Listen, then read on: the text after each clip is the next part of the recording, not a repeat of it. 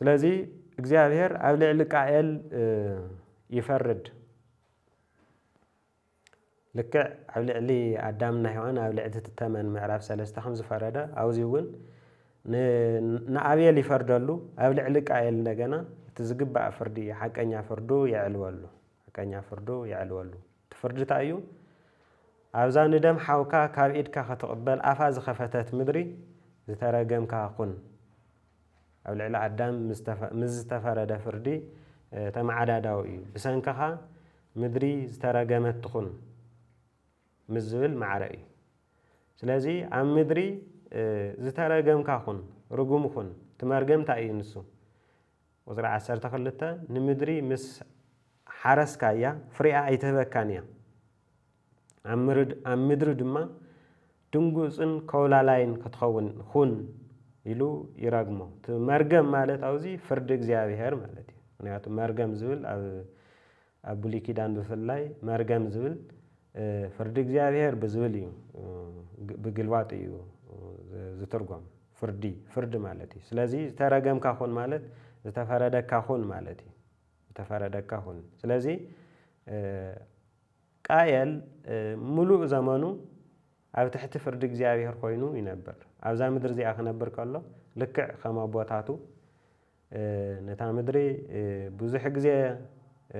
ይደኽመላ ብዙሕ ግዜ ይፅዕረላ ነገር ግን እታ ምድሪ እትህቦ ፍረ ግን ንእሽተይ ይኸውን እዚ እንታይ ማለት እዩ እግዚኣብሔር መጀመርያ ፈጥረና ከሎ ኣብ ምድሪ ዘሎ ብምሉእ ኣብ ልዕሊኡ ክንገዝእ ናይ ምድሪ ዝኾነ ብምሉእ ክንበልዕ ክንሰቲ እዩ ነይሩ ነገር ግን ኣንጻር ሓሳብ እግዚኣብሔር ኣብ ልዕሊ እግዚኣብሔር ስለ ዝዓመፅና ግን ምድሪ እውን ተባኢሳትና ብሰንክና ምድሪ እውን ስለተረገመት እቲ በረከት እግዚአብሔር ይሓጽረና ቃየል እውን ናይዚ ፍርዲ እግዚአብሔር እዚ ሰለባ ይኸውን ዝግባእ ፍርዲ እግዚአብሔር ምክንያቱ ታ ምድሪ ደም ንጹህ አቤል ተቀቢላ ስለሰተየት ስለዚ ታ ምድሪ ብሰንክና ትርገም ምድሪ በርግጽ ምስ ሓጢያትና ይተሓባበረን ነገር ግን ታ ምድሪ ንሕና ክንገዝኣ ኣብ ልዕሊያ ስልጣን ክህልወና ክንፍጠር ከለና በዚ መንገዲ ስለ ዝኾነ ንሕና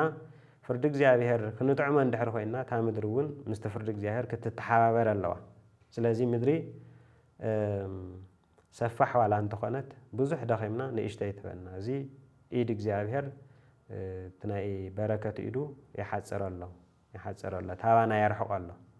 ኣይህበና ንምንታይ ስለዚ ኣመናዮ ስለዚ ተኣዘዝናዮ ሓሳቡ ስለዚ ነጸግና ምስቲ አንጻር መንግስቱ ዝኾነ ምስ ዲያብሎስ ምስ ሓሳቡ ስለ ተስማዕማዕና እግዚአብሔር ይፈርድ በዚ መንገዲ ስለዚ ምስቲ ናይ ቃየል ንሓዊ መቕታል ብዝተሓሓዘ ግን ድንጉፅን ከውላላይን ኩን ድንጉፅ ኩን መሰረቱ ነፍሲ ዝቐተለ ጥራሕ ዘይኮነስ ወዲ ሰብ ንእግዚአብሔር ዘይሐጉስ ነገር ክሰርሕ ከሎ ኣብ ቅድሚ እግዚአብሔርን ኣብ ቅድሚ ሰብን ዓርሰ እምነት ኣይህልወን ድንጉፅ ይኸውን ኣዳምና ሔዋን ንፈለማ እዋን ኣይተጣሓስዎ ተባሃሉ ሕጊ እግዚአብሔር ጥሒሶም ዓሚፆም ኣብ ዝተረኸብሉ ሰዓት ድምፁ እንኳን ከይሰምዑ ተሓዊኦም ፈሪሖም ሔዋን ንሓደ ገጽ ንበይና ኣዳም ንሓደ ገጽ ንበይኑ ተፈላለዮም ከም ዝነበሩ እዚ እንደገና ናይ መንፈሳዊ ሞት ምስ እግዚአብሔር ዘሎ ህይወት ክጽልምት ኣሎ ህይወትና ክጽልምት ከሎ ምስኡ ክንፈላለይ ከለና ዝህልወና ህይወት እዩ ርግዓታ ዘይብሉ ሰላም ዘይብሉ ኩሉ እዩ ዘድንግጸና ምክንያቱ ሰብ ምስ እግዚአብሔር ክበኣስ ከሎ መጀመርያ ምስ በዓሉ ይበኣስ ምስ ተፈጥሮ እውን ይበኣስ መጀመርያ ክንወድቕ ከለና እውን እሱ ነገር ይተፈጸመ መጀመርያ ምስ እግዚአብሔር ተፈላሊና ቀጺልና በዓልትና ምስ በዓልትና ቀጺል ብሳልሳይ ደረጃ እንደገና ምስ ምድሪ እውን ተፈላሊና ኢና ምድሪ እውን ኣይተሓባበረትና ንምድሪ እውን ጽቡቕ ኣይገበርናዮ ንጹህ ደም ነፍሰላ ስለ ዝኾንና ማለት እዩ ስለዚ እግዚአብሔር ኣብ ልዕሊ ቃየል ኣምሂሩ ገሲጹ ሓሳቡ ኣብሪሁ ስለ ዘይሰምዖ ኣብ ልዕሊ ቃየል ፍርዱ የዕልብ ሓቀኛ ፈራዲ እግዚአብሔር ስለዚ እቲ ምዕራፍ 3 ቁጽሪ 15-14 ጀሚሩ ዘሎ ኣብ ልዕሊ ሔዋንን ኣብ ልዕሊ ተመን ዝተፈረደ ፍርዲ ኣብዚ ሓቃ ይኸውን ስለዚ ክልቲኦም تتمنن تاسويتي ويدما حيوانن تتمنن دقي يفريو تنحنا حتى دقي تي شخونو زنكستي دما رؤسو زقطقط خلطه استفلالي زرء تاسويتي زرء እግዚአብሔር ይባሃሉ ወልድ እግዚአብሔር ይባሃሉ زرء ተሰይጣን እንደገና زرء تتمن ተዋሂሎም ከምስተገለጹ ያው ዝምዕራፍ ዚ ናቱ ውጽኢት ይነግረና ዘሎ بدحر زي ناي قائل ملسخه انتا እዩ قائل حزخه زكلي فرد እግዚአብሔር ሰሚዑ حساب እግዚአብሔር በሪህሉ ገይጉ ሕዝውን ናይ መጀመሪያ ገግኡን ትዝባዓሰ ናይ ድሓር ገይጉ ተነገርዎ ሕዝኸ ተሰሚዕዎ ድዩ ፍርድ እግዚአብሔር ኸዊድዎ ድዩ ምስ እግዚአብሔር ምፍልላዩ የሕዝነ ድዩ ኢሉ እግዚአብሔር ሕዝውን እንተተጸበየ ቃየል ግን ብዘገርም ኩነታት ነቲ ኣብ ልዕሊኡ ዝተፈረደ ፍርድ እግዚአብሔር ምንም አይተሰማይ ቅዝዓተይ ክጾሮ ዘይከኣለኒ ዓብይ እዩ ሕዚ ትዝገወረ ነገር አንጻር ሐሳብ እግዚአብሔር ከምዛ ዓመፀ نحاو قاتلو نصح دم كم زفسسه እሱ ንእሽተይ ገይሩ እዚ ማለት ኃጢአት የብለይ አይበደልኩን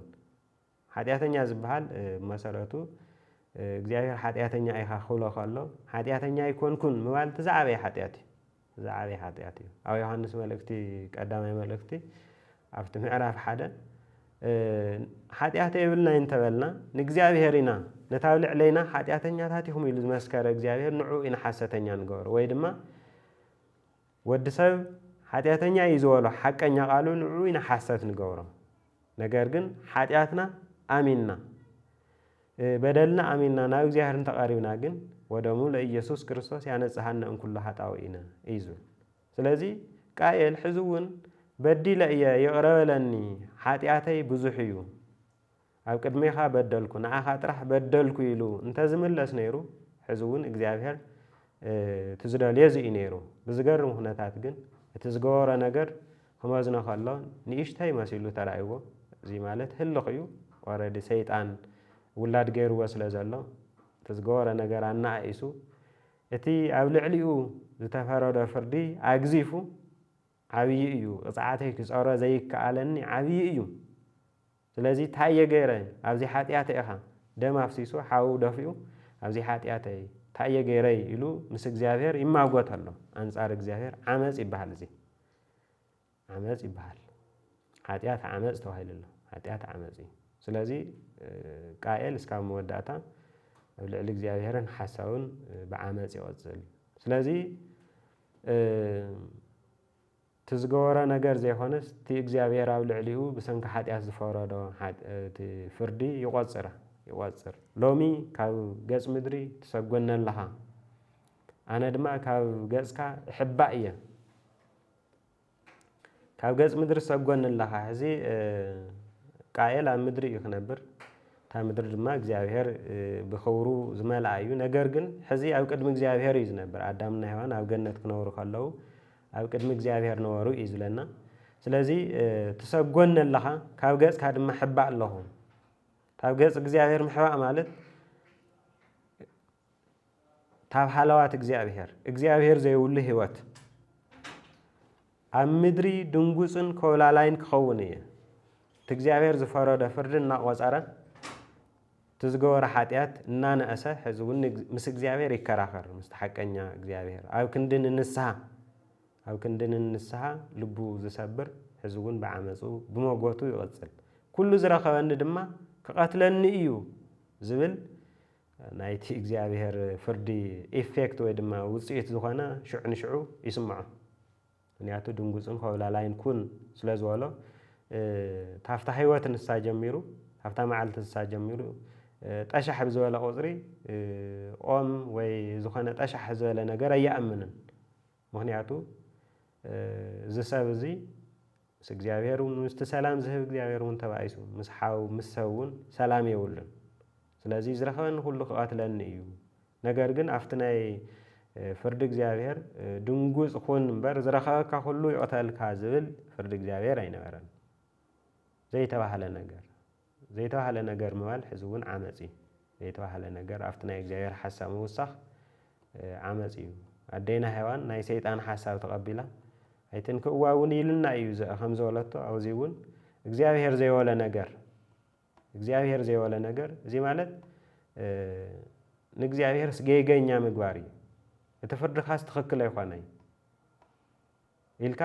ነቲ ናይ እግዚአብሔር ፍርድስ በቲ ዝሃወሉ መንገዲ ዘይኮነስ ብናይ ባዕልኻ ሓሳብ ትርጉም ምሃብ እዚ እውን ዓመፅ እዩ ስለዚ ዝረኸበካ ኩሉ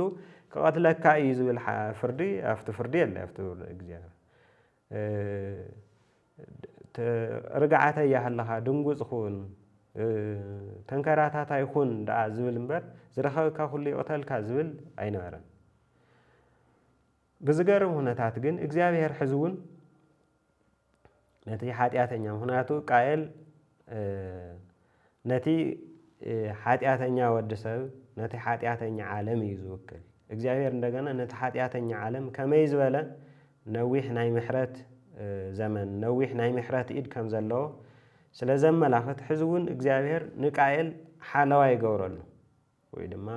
ግዜ ይህቦ ኣብ ትሕቲ ፍርዱ ኮይኑ ንኽምለስ ግዜ ይህቦ ምልክት ሓለዋ እውን ይገብረሉ ኣብዚ እምበኣር ንቃየል ዝቐተለ ኩሉ 7 ዕፅፊ ሕነ ክፍደእ እዩ ምስ በለ ዝረኸቦ ኩሉ ምእንቲ ከይቐትሎ ከዓ እግዚአብሔር ንቃየል ምልክት ገበረሉ ውሕስና ሃቦ ናባይ ደኣ ተመለስ እምበር ዝረኸበካ ኩሉ ኢስ ኣይቐትለካን ከም ተሓሰብካ ነገር ግን ኣብ ልዕሊ ሓውካን ኣብ ልዕለይን ዝገበርካዮ በደልን ሓጢአትን ደኣ እመን እምበር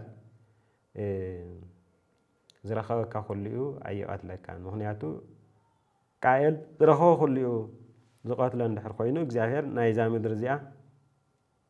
ጎይታ ኣይኮነን ማለት እዩ ስለዚ እግዚአብሔር ትምልክት ኣብዚ እኳ እንታይ ምዃኑ ተዘይተገለጸልና እግዚአብሔር ግን እሱ ብዝፈልጦ ንቃየል ዝረኸበ ኩሉ ከይቐትሎ ምእንታን ምልክት ገበረሉ ሓለዋ እግዚአብሔር ተገበረሉ እዚ እውን እግዚአብሔር ነቲ ሓጢአተኛ ዓለም ነቲ ዝወደቐ ወዲ ኣዳም ከመይ ዝበለ ሰፊሕ ናይ ምሕረት ኢድ ከም ዘለዎ ነዊሕ ናይ ምሕረት ኢድ ከም ዘለዎ ምምላስና እምበር ምጥፋእና ዘይደሊ ሕዚ ቃየል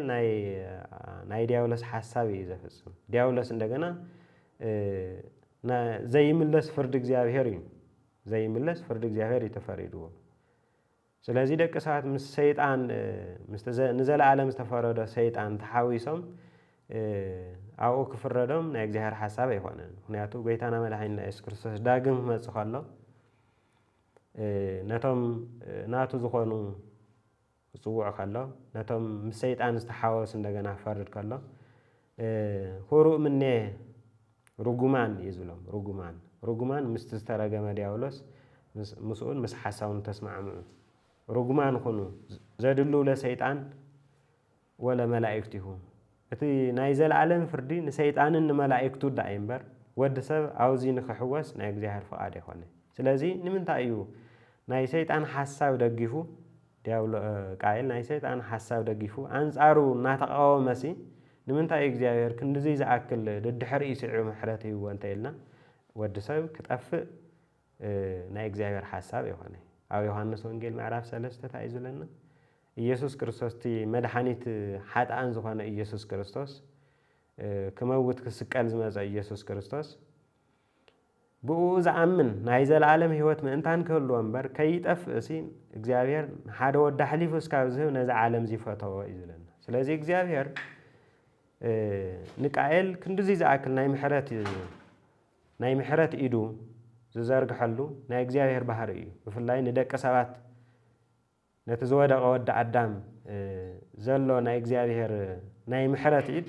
ሰፊሕ ምዃኑ ኢና ንግንዘብ ስለዚ ክንድዚ ዝኣክል ምሕረት ተዋሂብዎ ነቲ ሓጢአተኛ ንቃየል ናይ ሰይጣን ሓሳብ ዝኽተል ዘሎ ንቃየል ሰፊሕ ዝኾነ ናይ ምሕረት እግዚአብሔር ተዘርጊሕሉ ማለት እዩ ብድሕሪ እዚ ቃየል ካብ ገጽ እግዚአብሔር ወፀ ቁፅሪ 16 ምዕራፍ 4 ዘፍጥረት ኢና ዘለና ቃየል ካብ ገጽ እግዚአብሔር ወፀ እቲ መጀመርያ ኣዳምና ሔዋን ካብ ገነት ተባሪሮም ዝነበሩሉ ቦታ እግዚአብሔር ዝግለጸሉ ስለዝነበረ ታብ ገጽ እግዚአብሔር ማለት እግዚአብሔር ታብ ዝግለጸሉ ቦታ ሓለዋት እግዚአብሔር ብፍሉይ ታብ ዘለዎ ቦታ ወፀ እዩ ዝብለና ኸውለለ ተንከራተተ እዩ ዝብለና ኣዳምና ሔዋን ታብቲ እግዚአብሔር ዝርከበሉ ዝነበረ ታብ ገነት ዝተባረሩ ምእንታን ኣብቲ ሓለዋት እግዚአብሔር ዘለዎ ምእንታን ከይህሉ ምእንታን እዩ እግዚአብሔር ዘባረሮም ስለተባእሱ ወይም ስለዝዓመፁ እዮም ዘባረሩ ስለዚ ባእሲ ስለተፈጠረ ኣብ መንጎ ኣዳምና ሔዋን ኣብ መንጎ እግዚአብሔር ባእሲ ስለተፈጠረ ኣብ ቅድሚ ዓይኑ ክሪኦም ኣይደልን እግዚአብሔር ተባኢሱና ምዃኑ ቀንዲ መግለፂ እዩ ስለዚ ምስ ቃየል አንጻር ሓሳብ እግዚአብሔር ስለ ዝኾነ እግዚአብሔር ታብ ዝግለጹ ታብ ቅድሚት እግዚአብሔር ምክንያቱ ዓብዪ ሓጢአት ዓብዪ በደል ስለ ዝገበረ እግዚአብሔር ብዓይኒ ምሕረት ስለ ዘይርዮ ታብ ገጹ ኸውለለ ስለዚ ናይ ሰይጣን ዘርኢ ኮይኑ ይፍለ ማለት እዩ ስለዚ ኣብ ኤደን ብምብራቕ ወገን ኣብ ትርከብ ኖድ ኣብ ትበሃል ምድሪ ድማ ተቐመጠ ንፈለማ እዋን ኣዳምና ሔዋን ታብ ገነት ወፂኦም ዝነበሩሉ ከባቢ እዩ ገነት እግዚአብሔር ዝርከበሉ ብሓለዋት እግዚአብሔር ዘለዎ እግዚአብሔር ዝግለጸሉ ማለት እዩ ብድሕሪ እዚ ታብ ቁፅሪ 17 ምዕራፍ 4 ቁፅሪ 17 ጀሚሩ ዝነግረና ወዲ ሰብ ምስ እግዚአብሔር ብኣውርኡ ተባኢሱ ኣብ ልዕሊ እግዚአብሔር ዓሚፁ ከመይ ዝበለ ህይወት ነበረ ይብለና ብድሕሪኡ ከመይ ዝበለ ህይወት ታብ እግዚአብሔር ተፈሊኻ ምስ ባዕልኻ እውን ተባኢስካ ምስ ፍጥረት እውን ተባኢስካ ምስ ምድሪ እውን ተባኢስካ ከመይ ዝበለ ህይወት ይንበር ስለዚ እቶም ኣብ ቁፅሪ 17 ጀሚሩ ናይ ቃየል ህይወት ምድራዊ ህይወት እዩ ዝነግረና ውላድ ወለደ ደቂ እውን ይወልድ ነገር ግን እዚ ማሕበረሰብ እዚ ቃየል ዝመሰረቶ ማሕበረሰብ ግን ናይ ሰይጣን ዘርኢ ኮይኑ እዩ አንጻር ሓሳብ እግዚአብሔር ኮይኑ ይቕፅል እና ቃየል ድማ ኣብቲ ተቐሚጡ ዝበልናዮ ቃየል ንሰበይቱ ፈለጣ እሞ ጠነሰት ስለዚ ሄኖክ ዝበሃል ውላድ ንፈለማ እዋን ቃየል ይወልድ እዚኦም ናይ ቀተልቲ ነፍሲ ናይ ቃየላውያን ማሕበረሰብ እግዚአብሔር ዘይብሎም ስለ ዝኾኑ ቃየል ከተማ ሰርሐ ኣጣየሸ ስለዚ ነታ ከተማ ብሽም ወዱ ሄኖክ ኢሉ ሽም ኣውፀላ እዩ ዝብለና ስለዚ እቲ እግዚአብሔር አንጻር ሓሳብ እግዚአብሔር ዝኾነ ቃየል ህይወት ብምሉኡ እግዚአብሔር ዘይብሉ አንጻር ሓሳብ እግዚአብሔር ስለ ዝኾነ ኩሉ ዝገብሮ ነገር አንጻር ሓሳብ እግዚአብሔር እዩ ሕዚ ከተማ እውን ሰሪሑ ብሽም ወዱ ኩሉ ዝገብሮ ነገር ብናይ ባዕሉ ኣነ እኹል እየ እግዚአብሔር ኣየድልየኒ ናይ እግዚአብሔር ሓሳብ እየድልየኒ ስለዝብል ኩሉ ነገሩ ብናይ ሰይጣን ሓሳብ እዩ ስለዚ ሰይጣን እቲ ሓሳቡ እዚ ይፍፀም ኣሎ ናይ ሰይጣን ሓሳብ ሰብን እግዚአብሔር ከይራኸብ ብምንም መንገዲ ከይራኸብ እዩ ስለዚ ኣብዚ ቃየል ይትግብሮ ስለዚ እግዚአብሔር ዘይብላ ከተማ እግዚአብሔር ዘይብሉ ማሕበረሰብ ናይ እግዚአብሔር ሓሳብ ዘይፈልጥ ማሕበረሰብ ኩሉ ብባዕለይ ክእሎ እየ ዝብል ናይ ሰይጣን ሓሳብ ይፍፀም ማለት እዩ ትዕቢት እዩ ናይ ሰይጣን ሓሳብ ይፍፀም ስለዚ ብወዲ ሽም ነታ ከተማ ሄኖክ ኢሉ ሽም ኣውፀላ እዩ ዝብለና ኣሎ ቀፂሉ ኣብዚ ዓልየቱ እዩ ዝነገረና ኣብ ቁፅሪ 17 ጀሚሩ ናይ ቃየል ውሉድ ወለዶ ሄኖክ ንጋይዳድ ይወልድ ጋይዳድ ድማ ንሜኤል ሜኤል ድማ ንማቱሳላ ይወልድ ማቱሳላ እውን ንላሜህ ይወልድ ታብ ቃየል ጀሚሩ 6 ውላዳት እኒአው ስለዚ ናብ ላሜህ ምስ ወሰደና ላሜህ ክልተ ኣንስቲ ኣእተወ ናይዚ አንጻር ሓሳብ እግዚአብሔር ኮይኑ ናይ ሰይጣን ሓሳብ ዘፍፅም ዘሎ ማሕበረሰብ ባህርያቱ እዩ ዝነግረና ስለዚ ንፈለማ እዋን ኣብዚ መፅሓፍ እዚ ንፈለማ እዋን ዝኾኑ ነገራት ስለ ዝንገረና ንፈለማ እዋን ክልተ ኣንስቲ ምእታው ዝጀመረ እውን ናይ ቃየል ውሉድ ወለዶ እዩ ናይ ቃየል ውሉዶ ስለ ላሜህ ክልተ ኣንስቲ ኣእተዋ ሃዳና ሴላ ዝበሃላ ክልተ ኣንስቲ ኣእተዋ ንፈለማ እዋን ክልተ ኣንስቲ ምእታው ስስዐ ዕግበት ኣልባ ምዃኑ እዩ እዚ ክልተ ኣንስቲ بر እግዚአብሔር ክፈጥር ከሎ ሓንቲ ሔዋን ሓደ ኣዳም እዩ ኣብዚ ግን ሓደ ማቱሳላና ሃሎ ክልተ ኣንስቲ ሃዳና ሴላ ዝበሃል ኣብዚ ታይ ማለት ናይ ሰይጣን ሓሳብ እዩ ዕግበት ኣልባ ምዃን እግዚአብሔር እኹለ ኢናኣይ እግዚአብሔር ሓደ ኣምላኽ ኢልካ ዘይምእማን በቲ ናይ እግዚአብሔር ሓሳብ ዕጉብ ዘይምዃን እዩ ስለዚ ከም ድላይኻ ምዃን ናይ እግዚአብሔር ፈቃድ ኣይኮነን ሓደ ምስ ሓንቲ ምስ ሓደይት ናይ እግዚአብሔር ሓሳብ ኣብዚ ግን ኣንጻር ናይ እግዚአብሔር ሓሳብ ከም ድላዮም ይነብሩ ዘም ማሕበረሰብ እዚኦም ክንቕፅል ከለና እቶም ዓልየቶም እውን ትናብሮኦም ግሉል ዝኾነ ናይ ርግዓት ዘይብሉ ናብራ እዮም ዝነብሩ ርግዓት ዘይብሉ ናብራ ለምሳሌ ኣብዚ ተርእና ሓንቲ ሰበይቱ ዓዳ እያ ትበሃል ያባል ዝበሃል ውላድ ወለደትሉ ይብለና እሞ ንሳቶም ኣብ ድንኳናት ዝነብሩን ከፍቲ ዘርውሕን ነበሩ ይብለና በቲ ናይ ሽዑ ከፍቲ ምርባሕ ሓምዝና ሕዚ ከፍቲ ምርባሕ ኣይኮነይ ከፍቲ ቋሚ ናብራ ዘይብሎም ማለት እዩ ቋሚ ናብራ ዘይብሎም ንምንታይ እዮም ቋሚ ናብራ ዘይብሎም ኸብለልቲ ስለ ዝኾኑ ኩሉ ዝረኸበና ከቐትለና እዮም ስለ ዝብሉ ኣብዚ ሓደር ወይ ሓድር ኣብዚ በዓል ወይ ይውዕሉን ስለዚ ካብ ቦታ ናብ ቦታ እናተንቀሳቐሱ እቲ ኣብ ልዕሊኦም ዝተፈረደ ድንጉፃትን ኸብለልትን ከርተት በሃልቲ ኩኑ ስለ ዝብል ትፍርዲ እግዚአብሔር ንፈለማ እዋን ይትግብርዎ እቶም ደቁ ማለት እዩ ብፍላይ ዓዳ ዝወለደቶ ያባል ዝበሃል ናይዚኦም ኣቦ ኾነ እዩ ዝብለና ሓው እንደገና ኣዳ ዝወለደቶ ዩባል ዝበሃል ሓው ነበሮ ይብለና እሞ ንሱ ኩሎም እቶም ኣቦ ኩሎም እቶም ወቃዕቲ መሰንቆን በገና ነበረ ሕዚ መሰንቆ በገና ምውቃዕ ሓጢኣት ኮይነ ይኮነን በቲ ናይ ሸዓውዶ ክንሪኦ ከለና መሰንቆ በገና ምውቃዕ ማለት ሰላም ስኢንካ ምትካዝ ማለት እዩ ሰላም ስኢንካ ምክንያቱ እዞም ማሕበረሰብ እዚኦም ምስ እግዚአብሔር ዝተዋሱ ኣንጻር ሓሳብ እግዚአብሔር ዝኾኑ ስለዚ ተሓጓስ ብናይ ባዕላቶም መንገዲ ተሓጓስ ንምፍጣር ዝፅዕሩ ስለ ዝኾኑ በገና ምውቃዕ መሰንቆ ምድርዳር መሰንቆ ምውቃዕ ሰላም ናይ ሰላም ምሳእኒ ትካዘ እዩ ንሕና መሰንቆ በገና ንወቅዕና ነገር ግን ናተሓጎስና ንእግዚአብሔር ብተሓጓስ ኢና ንግዘአሉ እምበር ናተከዝና መወዳእታና እንታይ ኮን ይኸውን እናበልና ይኮንና ንዝምረሉ ብተሓጓስ ንዝምረሉ ብትፍሲት ኢና ንዝምረሉ እዚኣቶም ግን በረኸኛታት ካብ ቦታ ናብ ቦታ ከርተት ዝብሉ እግዚአብሔር ዘይብሎም ስለ ዝኾነ እናተከዙ እናቆዘሙ እናደረፉ በገና መሰንቆ እናወቅዑ ካብ እግዚአብሔር ተፈልዮም ይነብሩ ከም ዝነበሩ ስለዚ ናይዚኣቶም ኣቦ ቃኤል እዩ ቀፂሉ እንደገና ሴላ ዝሓንቲ ካልአይቲ ሰበይቱ ናይ ላሜሕ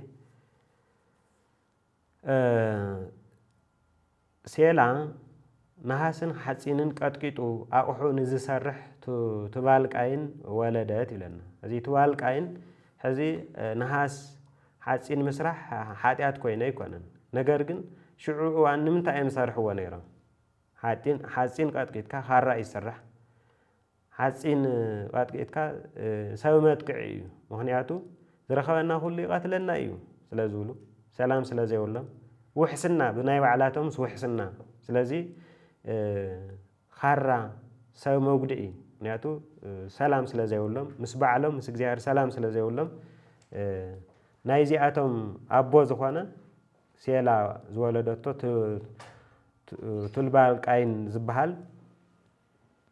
ቱባል ቃይን ዝበሃል ወለደት እዩ ዝብለና ብሕታዊት ጓል ኣንስተይቲ እውን ናዕማ ትበሃል ነበረቶም ይብለና ስለዚ እዚ ማሕበረሰብ እዚ ናይ ሰይጣን ሓሳብ እናስጎመ ናይ ሰይጣን ሓሳብ እዩ ዘፍፅም ብመሰረቱ እዚ ክረአይ ከሎ ዘሕዝን እዩ ናይ እግዚአብሔር ሓሳብ ነፂጉ እግዚአብሔር ሓሳብ ብሩህ ገይርሉ እናሃሎ ናይ እግዚአብሔር ሓሳብ ነፂጉ ብናይ ሰይጣን ሓሳብ ብዓመፅ ይሳቀይ ዘሎ እምበር ናይ እግዚአብሔር ድልየት ኣይኮነ ከምዚ ኢሎም ታብቲ ገፅ እግዚአብሔር ዘለዎ ከብለለ እዩ ዝብለና ታቦኣቶም ቃየል ስለዚ ነቲ ሓጢኣተኛ ዓለም ነቲ ናብ እግዚአብሔር ክምለስ ዘይደሊ ወዲ ሰብ ዝውክል እዩ እዚ ማሕበረሰብ እዚ ሕዚ እውን ኣብ ዓለምና ኣሎ ዓለም ትዝበዝሕ ታብ እግዚኣብሔር ተፈልዩ ዝነብር ዓለም በዝናብ ራዚ ይነብር ከም ዘሎ ንሕና ናይ እግዚኣብሔር ሓሳብ ተገለጸልና ንሕና ንፈልጥ ኢና ነገር ግን ንሕና እቲ ናይ እግዚኣብሔር ምሕረት ኢና ንነግሮ እግዚኣብሔር ንቃኤል ነዊሕ ርሕቐት ኸይዱ ናይ ንስሐ ግዜ ናይ ምሕረት ኢዱ ዝዘርግሐሉ ንኡ ኢና ንሰብኽ ንሕና ኢየሱስ ክርስቶስ ንኃጢአተኛታት እዩ መጺኡ ነቶም አንጻር ሓሳብ እግዚኣብሔር ዝነበሩ ክምለሱ እዩ መጺኡ ክርስቶስ ስለዚ እዚ ኢና ንሰብኽ ነገር ግን ወዲ ሰብ ምስ ወደቐ ግን ዝጠዓመ ህይወት መሪር ታብ እግዚኣብሔር ርሒቕካ ሰላም ዘይብሉ ህይወት ከም ዝነበረ ኣብዚ ናይ ፈለማ እዋን ይነግረና ብድሕሪ እዚ ኣብዚ ግጥሚ ኣሎ ታብ ቁፅሪ 23 ምዕራፍ 4 ኢና ዘለና ቁፅሪ 23 24 እዩ ዘሎ ናይ ቃኤል ማሕበረሰብ ነብኡ እዩ ዝመስል ቃኤል ሓውካ በየሎ ንሓው ደፊኡ ናይ ሓው ደም ኣፍሲሱ ምስ መፀ ሓውካ በየሎ ምስ ተባሃለ ኣይፈልጥን ኣነ ናይ ሓወይ ሓላዊ ድየ ኢሉ ኣብ ልዕሊ እግዚኣብሔር ዝዓመፀ ሕዚ እውን ናይ ኣቦኡ ዕላማ የፍፅም ዝማሕበረሰብ እዩ ብፍላይ ላሜህ እንታይ እዩ ዝብለን ነዘን ክልተ ኣንስቱ ኣዳን ሴላን ቃለይ ስማዓ ኣተን ኣንስቲ ላሜህ ዘረባያ ድምፃ ግጥሚ እዩ ናይ ቃኤላውያን ናይ ቀተልቲ ነብሲ ናይ ደም መፍሰስቲ ናይቶም ኃጢአተኛታት አንጻር ሓሳብ እግዚኣብሔር ዘለው ግጥሚ እዩ ስለ ቁስለይ ሰብኣይ ስለ ስምብራተይ ድማ ጎበዝ ቀተልኩ ሕዚ እንታይ እዩ ዝብለን ንኽልቲአን ኣንስቱ ደም ኣፍሲሱ ልክዕ ከም ኣቦኡ ከም ኣባ ሕጉኡ ከም ቃየል ደም ኣፍሲሱ ንጹህ ደም ኣፍሲሱ ጅግንነት መሲልዎ ነተን ኣንስቱ ብግጥሚ የዕልለን ማለት ጀግና ክብልኦ እንኳዕ ነብሲ ቀተልካ እንኳዕ ደም ኣፍሰስካ ክብልኦ ምእንታን ክንእድኦ ሰብኣይ ስለ ቁስለይ ሰብኣይ ስለ ስምብራተይ ጎበዝ ቀተልኩ ኢሉ ብግጥሚ ነተን ኣንስቱ ከሕጉስ ስለዚ ማሕበረሰብ እዚ ብናይ እግዚኣብሔር ሓሳብ ዘይኮነስ ሓው ቀቲሉ ናይ ሓው ንጹህ ደም ኣፍሲሱ ይሕጎስ ማለት እዩ ይሕጎስ በዚ ሰላም ዝረኸበ ይመስሎ ስለዚ ንሕና ክርስቲያን ያው እዚ ሓሳብ እዚ ናይ ሰይጣን ሓሳብ ምዃኑ ንፈልጥ ኢና ደም ምፍሳስ ናይ ሰይጣን ሓሳብ እዩ ጎይታና መድሓኒትና ኢየሱስ ክርስቶስ ንዲያብሎስ ከገልፆ ከሎ ኣብ ዮሃንስ ወንጌል ምዕራፍ 8 ካብ ቀደሙ ጀሚሩ ዲያብሎስ ቀታሊ ነብሲ እዩ ዓማፂ እዩ ስኻቱም ስለዚ ንኣይ ክትቀትሉን ትደልዩ ስለ ዘለኹም ታብ ኣቦኻቱም ታብ ዲያብሎስ ኢኹም ዝበሎም ቃኤላውነት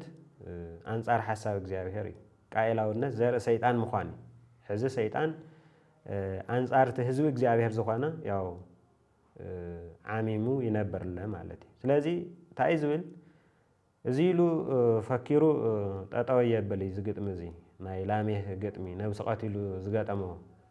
ናይ ጀግንነት ግጥሚ ናይ ዕሽነት ግጥሚ እዩ ስለዚ ቃኤል 7 ዕፅፊ ሕነ ዝፍደ ካብ ኮነ ላሜህ ከዓ 77 ዕፅፊ ክፍደ እዩ እዚ ማለት እግዚአብሔር ንቃኤል ዝቀተለ እግዚአብሔር ንቃኤል ምሕረት እኳ ገይሩስ ንቃኤል ሓለዋ ገይሩሉ እዩ ኣብዚ ግን ኣይትቕተል ወይ ድማ ዝረኸብካዮ ኩሉ ኣይትቕተል ዝበሎ ናይ እግዚአብሔር ፍርዲ ጥሒሱ ዝመፀ ይምፃእ ዕፅፊ ኮይኑ ፍርዲ እግዚአብሔር ዕፅፊ ኮይኑ ይምፃእ ዝብል መዓት እግዚአብሔር ፍርዲ እግዚአብሔር መላዓዓሊ ስለዚ ሰይጣን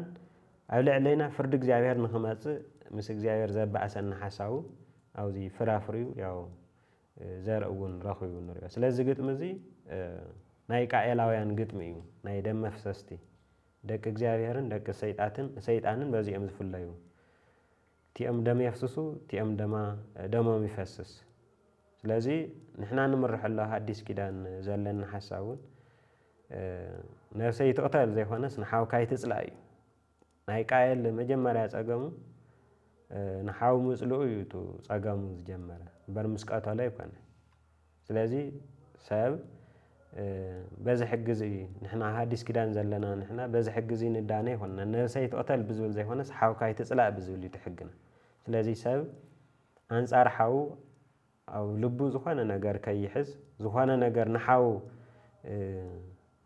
تلبس نحاو زخانة فقر كهلوان ينبر فقر تقولي نحاو قتيلوا توحيل إذا حساب هذي نحلو حجون أو لبنا عنا نحلو لبنا تاو كفو حلو تفتنا كائلا ونتحسب لبنا نحلو سلازي دحرود كات زارت سيطانن زارت حسابيتن كما يلوم بأس خمس جمرو وصل خمس جمرو إذا ملاحتنا زيد ما اسكاب كريستوس داغم زمص زقصلي قايلاوያን حزبنا عالم الله ناي كريستوس هاوያን دم زفسسو حزبنا عالم تدراجم بسرعات بمنግስት درجه اب عالم الله ነገር ግን احنا ምሕረት እግዚአብሔር ክንሰውቀሎም እቲ ጸልመት አለቦም ክናውረህሎም ይዝና እግዚአብሔር ሐሳብ እዚ ዝንገረና እዚ ምዕራፍ እዚ ዝዛዝም ናይቲ ሰይጣን ዘርኢ ዝኾነ ቃኤልን ወለዱን ህይወቱ ታይ ከም ዝመስል ምስተዛረ ብድሕሪኡ ዘርእታ ሰበይቲ ክልተ ዘርኢ እዮም ዘለው ክልተ ተቃረንቲ ዘርኢ ቁጽር 25 26 ዘርእታ ሰበይቲ ይነግረና ዘርእታ ሰበይቲ ማለት እቲ ብግፍዒ ደሙ ዝፈሰሰ ቃኤል አቤል ቀጽሉ እንደገና ኣብ ክንድኡ ዝተተከአ ሴት ዝበሃል እዩ ናይ እግዚአብሔር ዘርእታ ሰበይቲ ወይ ድማ ደቂ እግዚአብሔር ዝውክል ሕዚ ደቂ እግዚአብሔር እንደቂ ሰይጣንን ማለት አውዚ ትርጉሙ ንእግዚአብሔር ዘአምንን ናይ እግዚአብሔር ሐሳብ ዝምራሕን እግዚአብሔር ዘምልኽን ማለት እዩ በአንጻሩ እንደገና ናይ ሰይጣን ሐሳብ ዘራምድ ንሰይጣን ዘምልኽ ናይ ሰይጣን ሐሳብ ዝሰምዕ ዘርኢ ሰይጣን ይባሃል ስለዚህ ክልቲኦም ተናሓናሓቲ ቲ ሸኾና ዝነክስ ቲ እንደገና ርእስ ዝጭፍሎ እዩ ስለዚህ ትባእሲ ናይ እግዚአብሔር ሐሳብ ይዝበልጽ ናይ ዲያብሎስ ሐሳብ ይዝበልጽ እዩ ትባእሲ ስለዚህ አዳም ምዕራፍ 4 መጀመሪያ ንሄዋን ፈለጣሞ ክልተ ወዳት ቃኤልና አቤል ወደደት ይለና እዚ ሳልሳይ አቤል ምስ ሞተ ሳልሳይ አውዚ ሳልሳይ ወላድ መተካእታ እግዚአብሔር ይሄወም ማለት ያው ክንዲ አቤል ስለዚህ ወለደት ሞ አምላኽ ክንዲቲ ቃኤል ዝቀተለ አቤል ካሉ ውሉድ ተኪለ እዩ እንተ ትብል ስሙ ሴት ኢላ ሰየመቶ ይብለና ስለዚህ እዚ ሴት እዚ ንምንታይ እዩ እግዚአብሔር ኣብ ክንዲቲ ብግፍዕ ዝተቀተለ ንምንታይ መተካእታ ሄዋ እንተ ኢልና እቲ ዘርእታ ሰበይቲ ምእንታን ነቲ ዘርኢ ሰይጣን ምእንታን ክቃለሶ ምእንታን ክቃለሶ መተካእታ ሄው ሕዚ አቤል አይወለደ አይዘመደይ ነገር ግን እቲ ዘርኡ ግን እቲ ዘርኡታ እዩ ናይ እግዚአብሔር ውላድ ምዃን ናይ እግዚአብሔር ሐሳብ እንተ ዝወልድ እንተ ዝዝምድ ናይ እግዚአብሔር ሐሳብ ዝኽተል ንእግዚአብሔር ዘምልኽ ንእግዚአብሔር ዘአምን ወለዶ ከም ዝኸውን ርግፀኛ ኢና ነርና ነገር ግን አይወለደ አይዘመደ ስለ ብግፍዕ ስለ ተቀተለ ኣብ ክንድኡ ግን ናይ ቃኤል ጻድቅነት ዘቕጽል ናይ እግዚአብሔር እምነት ናይ አቤል ሐሳብ ዘቕጽል ናይ ቃኤል ሐሳብ ዝቃወም خالق ወለዶ ይትስእ ንአቤል ተኪኡ ማለት ሴት ይባሃል ሴት እንደገና እዚ ውላድ ይነግረና ውላዱ ሄኖስ ይሉ ሰማዮ ይለና ሽዑ ሄኖስ ሽዑ ሰባት ብሽም እግዚአብሔር ክጽውዑ ጀመሩ ይለና ኣብዚ ምዕራፍ እዚ ምዕራፍ 4 ወጽሪ 1 2 ከባቢ ታይ ዝለና ቃኤል ወድ ወለደ ሽሙ ውን ሄኖህ ወሎ ከተማ ጣይሸ ብሽሙ ወድ ሄኖህ ይሉ ሽም አውጸላ ይዘለና አውዚ ግን እቲ ሽም ውን ብሽም እግዚአብሔር ምጽዋዕ ማለት አውዚ ሰፊሕ ትርጉም ይዘሎ ብሽም እግዚአብሔር ምጽዋዕ ማለት ወይ ድማ ሽም እግዚአብሔር ምጽዋዕ ማለት ንእግዚአብሔር አሜን ንእግዚአብሔር ምምላኽ ማለት ልክዕ ከምትናይ አቤል ህይወት ማለት እዩ ከምትናይ አቤል ህይወት እግዚአብሔር በእምነት ይዝሕጓስ ይልካ ሽም እግዚአብሔር ምጽዋዕ ማለት መስዋዕቲ በእምነት መስዋዕቲ ምቕራብ ንእግዚአብሔር ምምላኽ ብናይ እግዚአብሔር ሐሳብ ምንባር ማለት እዩ ስለዚ ዘርእታ ሰበይቲ ዝተባሃለ ዘርእታ ሰበይቲ ንግዚኡ ይግፋዕ እዩ ይቆተል ደሙ ይፈስስ ኣብ መወዳእታ ግን ርእሲ እቲ ተመን ስለ ዝጭፍሎ ሰዓራይ ከም ዝኸውን ጥርጥር የብሉን ንግዚኡ ግን ኣብዚ ተስፋ ዘይብሉ ይመስል እቲ ናይ እግዚአብሔር ዘርኢ ተስፋ ዘይብሉ ይመስል ምክንያቱ ሰይጣን ንአቤል ሙሉእ ብሙሉእ ደምሲሰየ እዩ ነይሩ እግዚአብሔር ግን መተካእታ ንስየት ኣተስዩ ሕዚ እውን አንጻር ተሓሳብ ሰይጣን ደው የብሎ ስለዚ እዚ ዘርኢ እዚ ዘርኢ እግዚአብሔር ይበሃል ወይ ድማ ዘርእታ ሰበይቲ ስለዚ ነቲ ናይ ሰይጣን ሓሳብ እንታይ ዝቃወሞ ሽም እግዚአብሔር ብምጽዋዕ ንእግዚአብሔር ብምእማን ንእግዚአብሔር ብምሕጓስ ናይ ሰይጣን ሓሳብ የፍርስ ናይ ሰይጣን ሓሳብ የፍርስ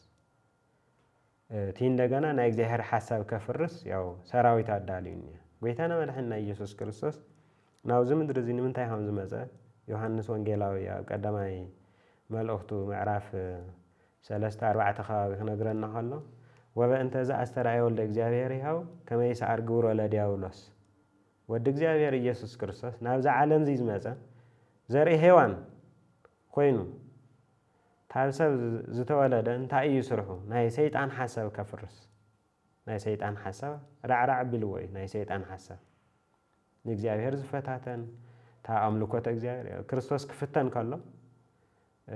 ናይ መጀመርያ ግዜ ናይ ሰይጣን ሓሳባት ከመይ ገይሩ ሰለስተ ኣርእስተ ሓጣው ከመይ ገይሩ ከም ዘፈረሰን ርኢና ኢና ስለዚ ቤተ ክርስቲያን እውን ናይ እግዚአብሔር ውላዳት ሕብረት ስለ ዝኾነት ነቲ ናይ ሰይጣን ኣብ ዓለም ዘሎ ኣብዚ ሕሳዕ ዝሰርሕ ዘሎ ናይ ሰይጣን ሓሳብ ክንቃወም እዚ ድማ ሽም እግዚአብሔር ብምጽዋዕ እግዚአብሔር ሓሳቡ ብምርዳእ ንዑ ብምእማን ኩሉ ግዜ ነቲ ናይ ሰይጣን ሓሳብ ክንቃወም ነቲ ናይ ሰይጣን ሓሳብ ክነፍርስ ነቲ ናይ ሰይጣን ሓሳብ ክንስዕር ምክንያቱ ርእሲ ዝጭፍልቕ እዩ ተመን ርእሱ ተተጨፍሊቑ ተሓይላዊ ርእሱ ስለ ዝኾነ ተሓሳባዊ ርእሱ ስለ ዝኾነ ናይ ሰይጣን ሓሳብ ኣብ መወዳእታ ጨፍሊቕና ክነፍርሶ ኢና ክንቃወሞ ጥራሕ ዘይኮነስ ክነፍርሶ ኢና ዘይነበረ ክንገብሮ ኢና ስለዚ ነዚ ግን ምስ እግዚአብሔር ምጽጋዕ ከም አቤል በእምነት ናብ እግዚአብሔር ምቕራብ ናይ እግዚአብሔር ሓሳብ ምርዳእ እግዚአብሔር ዝሕጓሰሉ መንገዲ ተረዲእኻ ስለዚ ኣብዚ ክልተ ዘርኢ ምዕራፍ 3 ዝረኣናዮም ዘርእታ ሰበይትን ዘርእቲ ሰይጣንን ኣብዚ ተፈጢሮም ክልቲኦም ኣብዛ ምድሪ እዚኣ ይነብሩ እስካብ ግዚኦም ኣብዚ ኣይነብሩ እቲ ውግእ መወዳእታ ኣለዎ እዩ መዓዘ እዩ ዝውዳእ ዘርእታ ሰበይቲ ርእሲ ናይ ዘርእቲ ተመን ክጭፍልቕ ከለው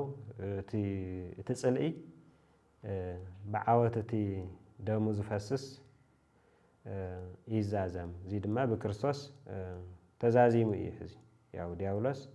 ተሳዒር እዩ ሓጢአት ተሳዒር እዩ ክፍኣት ተሳዒር እዩ ናይ ሰይጣን ሓሳብ ፈሪሱ እዩ ስለዚ ሕዚ ንእሽተይ ቃልሲ ንእሽተይ ውግእ እዩ ዝህልወና ስለዚ ንፈለማ እዋን ዝሓሳብ እዚ ንረኽቦ ግን ኣብ ምዕራፍ 4 ኦሪት ዘፍጥረት እዩ እዚ መሰረታዊ ናይቲ ሕዚ ተቐቢልናዮ ዘለና ናይቲ ሓዲስ ኪዳን መሰረታዊ ትምህርቲ ዘምህር ስለ ዝኾነ ምዕራፍ 4 ዝሓዞም ሓሳባት እዚኣቶም እዮም ኣብ ካሊእ ኣብ ቀጻሊ ምዕራፍ ብካሊእ ሓሳብ እስካብ ንራኸብ እስካብ ሽዑ ሰላም እግዚአብሔር ምስ ኩላህና ይኹን ወስብሐት ለእግዚአብሔር